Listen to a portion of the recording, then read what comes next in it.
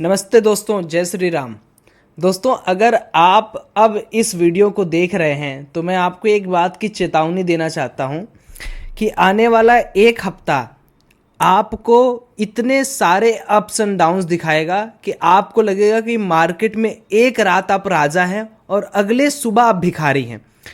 दोस्तों, मैं बात कर रहा हूं इस हफ्ते की ट्रेडिंग एक्टिविटी के बारे में, क्योंकि हमारे पास मुश्किल से अब हार्डली 10 दिन बचे हुए हैं। मार्केट इसी 10 दिन के अंदर अपना हाई लो साइडवेज बहुत बड़ा इंजेक्शन कैंडल या बहुत बड़ा साइडवेज दिन बनाने वाला है। अब ये दिन ऐसा हो गया है कि अगर एज एन ऑप्शन बायर आप मार्केट के अंदर आते हो तो आपके कमाने के चांसेस ज़्यादा हैं, क्योंकि विक्स बढ़ेगा। विक्स के साथ साथ हो सकते हैं कि प्रीमियम बढ़े, और प्रीमियम इन्फ्लेटेड रहेंगे तो हो सकता है कि आपको पैसे बनाने के चांसेस ज़्यादा मिले। एज अ सेलर मैं इसलिए आपको नहीं बोलूँगा, क्योंकि सेलिंग में होता क्या है कि अगर आप एक पेनी ऑप्शंस को बेच रहे हैं तो उसमें चांसेस ये होता है कि आप सोचेंगे 2 रुपया वाला 20 रुपया 30 रुपया तक मैक्स टू मैक्स होगा, लेकिन वो 2 रुपये वाला 200-300 भी हो सकता है। और साथ ही साथ में दोस्तों, मैं आपसे ये भी रिक्वेस्ट करूंगा, गुजारिश करूंगा कि पूरी वीडियो आप आज देखो और अपना राय दो कि आपको 10 दिन में क्या लग रहा है। सबसे पहले एक छोटा सा ब्रॉडर व्यू मैं आपको दे देता हूं। हमारे पास 2 ऐसे डेटा हैं जिन डेटा को देखने के बाद आपको समझ में आएगा कि इस पर्टिकुलर 10 दिन में मार्केट क्या परफॉर्मेंस देने वाला है और किस तरीके से मार्केट परफॉर्म करेगा। तो देखो, होता क्या है जनरल जैसे अगर आप देखोगे 2019 में इलेक्शन था, तो 2019 के इलेक्शन में अगर आप इस चीज़ को नोट कर पा रहे होगे तो हर एक मंथ में मार्केट क्या था, थोड़ा थोड़ा डिक्लाइन फेज में था। क्यों डिक्लाइन फेज में था? क्योंकि मार्केट के अंदर अगर आप निफ्टी का पी वैल्यू देखोगे तो ये अप्रॉक्स 29 था, और 29 पी का मतलब हो गया निफ्टी के केस में कि भैया मार्केट के अंदर ज़्यादा खरीदारी हो गई है। अगर आप 2019 के चार्ट पर भी आके देखते हो कि जब गवर्नमेंट बनी, बीजेपी की गवर्नमेंट मेजॉरिटी में आई, तब भी मार्केट थोड़ा ऊपर गया। उसके बाद मार्केट ने करीब करीब 10 से 15% का करेक्शन दिया था। अब लेकिन 2024 में 1, 2, 3, 4 और 5वां साल बीत चुका है, इलेक्शन होने की पूरी तैयारी चल रही है, और अभी हमारा जो पी रेशियो चल रहा है वो चल रहा है 21, यानी 21 से लेकर अगर 25 तक कोई भी पी रेशियो, तो मैं मानता हूं कि 21 से 25 के बीच में हम सेफ हैं।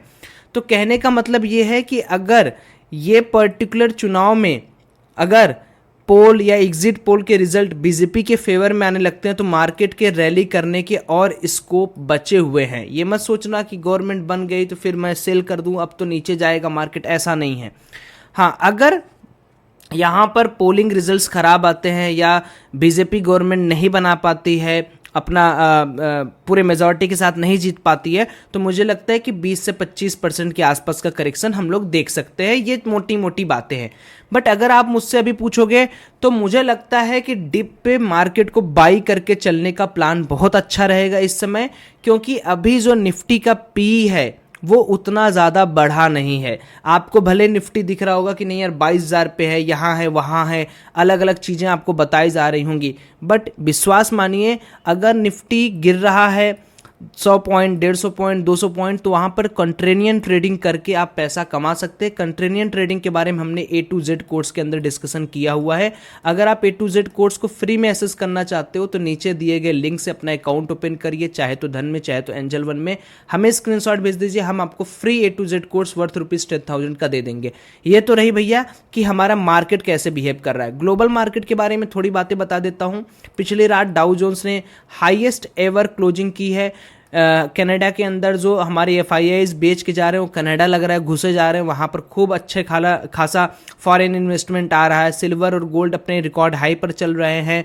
और 2-3 चीज़ें हैं जिसको हमको समझना चाहिए कि अगर ओवरऑल आप सेक्टरल आउटलुक देखोगे या मार्केट का वर्ल्ड मार्केट देखोगे तो आपको समझ में आएगा कि वर्ल्ड मार्केट के अंदर ऐसा जैसे भी कैसे ऐसा कोई पेन नहीं है कि नहीं मार्केट कहीं लुढ़क रहा है, मार्केट कहीं गिर रहा है। बट हाँ, कुछ रिजल्ट्स आने वाले हैं एनवीडिया वगैरह के, जो मुझे लगता है कि मार्केट के IT सेक्टर को ड्राइव डाउन करेंगे, AI सेक्टर को ड्राइव डाउन करेंगे।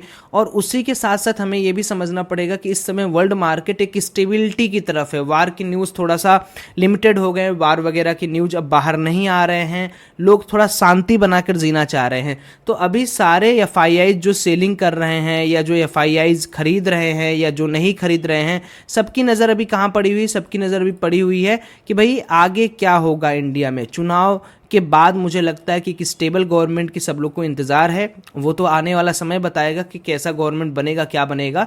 बट अभी के लिए अगर आप देखोगे ग्लोबल क्यूज सही हैं। हाँ, अब बात कर लेते हैं कि हम लोग को कल किस तरीके से ट्रेडिंग का प्लान करना चाहिए और हमें किस तरीके से कल अपनी ट्रेडिंग को यहाँ पर इनिशिएट करना चाहिए। तो लेट्स सी, ये सबसे पहले तो हम लोग को ये चीज़ देखना है मार्केट के अंदर कि अगर आप निफ्टी का चार्ट यहाँ पर ओपन करते हो तो निफ्टी के अंदर आपको 2-4 चीज़ें यहाँ पर पैटर्न दिख रहा होगा। सबसे पहले मैं इसको बना देता हूँ, ये एक रेजिस्टेंस जोन है और मार्केट कहीं ना कहीं एक सीढ़ी की तरह चलते जा रहा है, सीढ़ी की तरह चलते जा रहा है।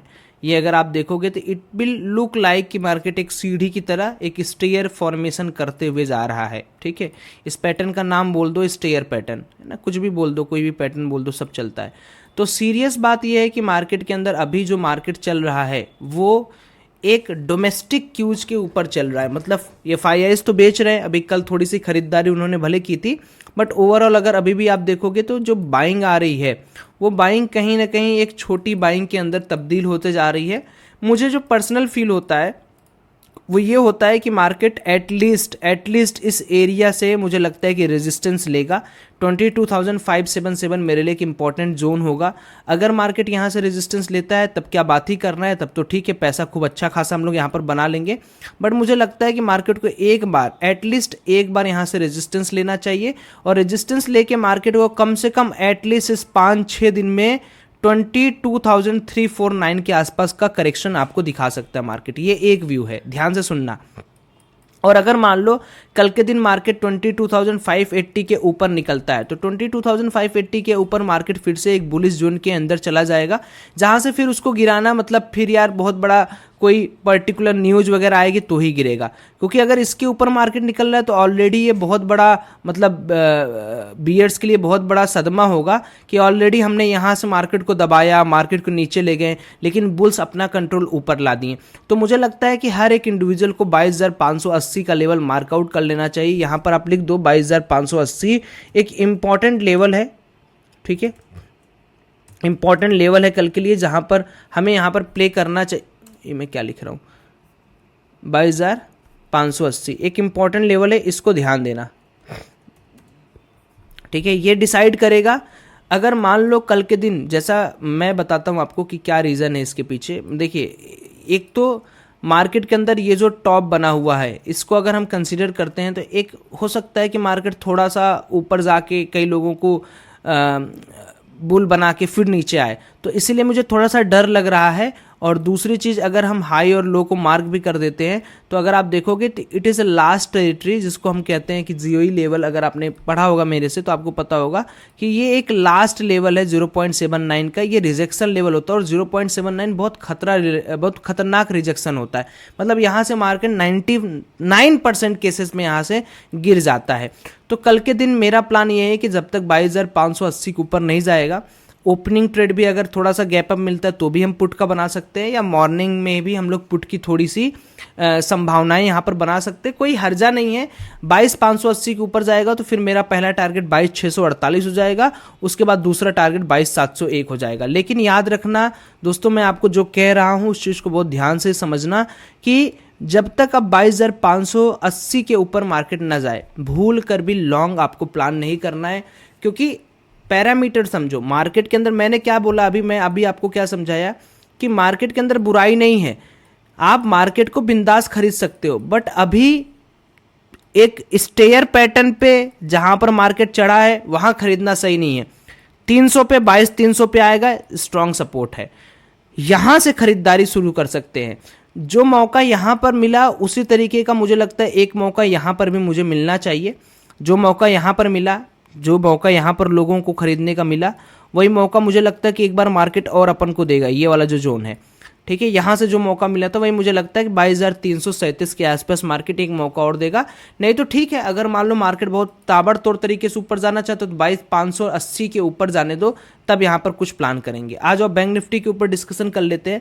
बैंक निफ्टी में भी देखो हालात बहुत अच्छे तो नहीं है, क्योंकि आप देखोगे तो जिस लेवल का बैंक निफ्टी ने हाई मारा था उसी सेम रफ्तार से बैंक निफ्टी तो काफ़ी कॉन्टिन्यूस वे में गिरा।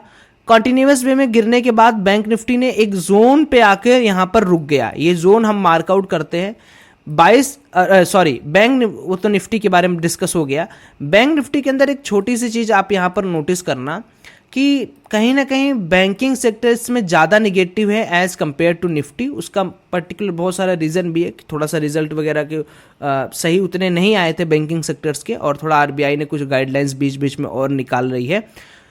तो अभी मेजर अगर आप देखोगे तो बैंकिंग सेक्टर में मुझे लगता है कि हमें थोड़ा सा देखना चाहिए कि अगर मान लो मार्केट कम से कम 48,301 के नीचे निकलता है, ऊपर निकलता है, तो ही यहाँ पर मुझे लगता है एक बाइंग का प्लान करना चाहिए। उसके नीचे तो मैं बाइंग का प्लान यहाँ पर नहीं करूँगा, क्योंकि बहुत खतरे से खाली नहीं है दोस्तों।